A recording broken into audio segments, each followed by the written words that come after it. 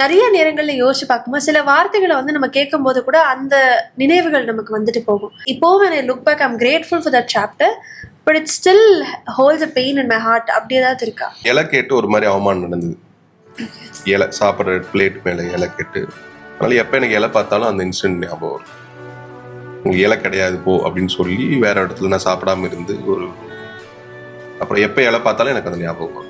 Especially இந்த பிளேட்ல cut பண்ணி அழகா கொடுப்பாங்க இல்லையா, ரவுண்ட் ஷேப்ல இலை, அது பாக்குறப்ப எனக்கு அது தோணிட்டே இருக்கும். அப்ப கேட்டும் கிடைக்கல, இப்ப கேட்காமே வருது. மறக்க முடியாத காயம் சொன்னீங்க, ஏதாச்சும் மன்னிக்க முடியாத காயம் இருக்கா? இருக்கு. காரணமே இல்லாம நம்ம கிட்ட இருந்து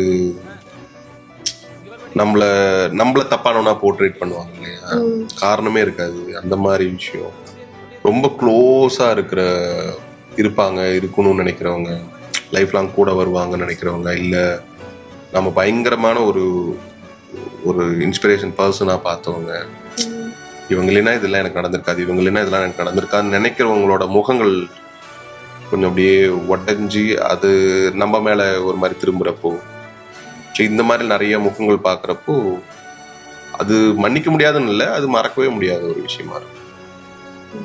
மன்னிக்கிறது நம்ம ஒன்றும் பெருசாக ஒன்றும் இல்லை.